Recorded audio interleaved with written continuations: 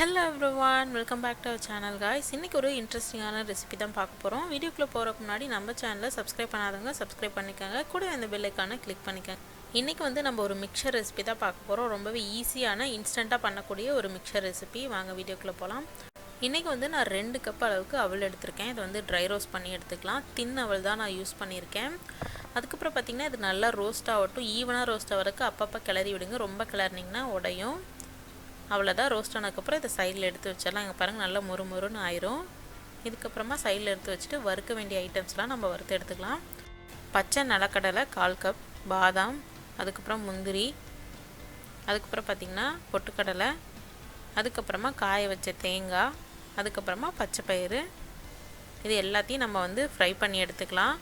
நல்லா கிறிஸ்பியாகிறது வரைக்கும் நீங்கள் ஃப்ரை பண்ணிக்கிங்க. பட் அது கலர் மாற விடாதீங்க. நல்லா வந்து ஃப்ரை ஆயிடுச்சுன்னா உங்களுக்கே தெரியும். அங்கே பாருங்கள் நல்லா வந்து ஃப்ரை ஆயிடுச்சு. இந்த ஸ்டேஜில் வந்து எடுத்து வெளியில் வச்சிடலாம்.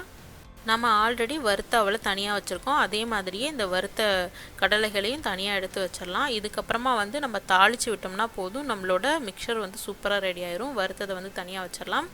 இன்னொரு கடாயில் எண்ணெய் நார்மல் ஆயில் விடுங்க, ஒரு 2 டீஸ்பூன். அதுக்கப்புறமா கடுகு ஒரு 1/4 டீஸ்பூன். பொரிஞ்சதுக்கப்புறமா சீரகம், அதுக்கப்புறமா பச்சை மிளகாய் 1, கொஞ்சமாக கருவேப்பிலை, அதுக்கப்புறமா வரமிளகாய் 1 போடுறேன். இதை அப்படியே லைட்டாக வறுத்து விடுங்க. வணங்கினதுக்கப்புறமா கொஞ்சம் பெருங்காயம் வந்து ஆப்ஷனல் தான், பட் போட்டால் நல்லது. ஏன்னா ஃப்ரைட் ஐட்டம்ஸ் எல்லாத்துலேயுமே வந்து நம்ம பெருங்காயம் சேர்த்துக்கிறது நல்லது.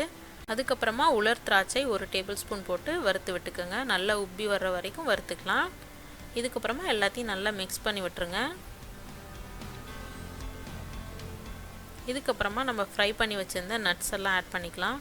கொஞ்சமாக மஞ்சத்தூள், தேவையான அளவு உப்பு போட்டு நல்லா மிக்ஸ் பண்ணி விட்டுறலாம். இதுக்கப்புறமா நம்ம வறுத்து வச்ச அவலை சேர்த்துக்கலாம். சாட் மசாலா போடுறாங்க, இது கொஞ்சம் ஆப்ஷனல் தான். ஃப்ளேவர் நல்லாயிருக்குன்னு போட்டிருக்கேன். அதுக்கப்புறமா சர்க்கரை, நாட்டு சர்க்கரை 1 டீஸ்பூன் போடுங்க. இப்போ எல்லாத்தையும் மிக்ஸ் பண்ணி விட்டோம் அப்படின்னா நம்மளோட மிக்சர் சூப்பராக ரெடி ஆயிடுச்சு. இது பார்த்திங்கன்னா இன்ஸ்டன்ட் மிக்சர். யாராவது கெஸ்ட் வந்தாங்கன்னா கூட சட்டுன்னு ஒரு 10 நிமிஷத்தில் நம்ம செஞ்சே முடிச்சிடலாம். அங்கே பாருங்கள் எவ்வளோ கிறிஸ்பியாக இருக்குன்னு. இந்த ரெசிபியை வீட்டில் ட்ரை பண்ணி பாருங்கள். ட்ரை பண்ணிவிட்டு உங்களுக்கு பிடிச்சிருக்கா இல்லையான்னு எனக்கு கமெண்ட்ஸில் சொல்லுங்கள். அதே மாதிரி இந்த வீடியோ உங்களுக்கு பிடிச்சிருந்துச்சுன்னா மறக்காமல் லைக் பண்ணி ஷேர் பண்ணி சப்ஸ்கிரைப் பண்ணுங்கள். இன்னொரு வீடியோவில் சந்திக்கலாம். Until then bye bye, take care.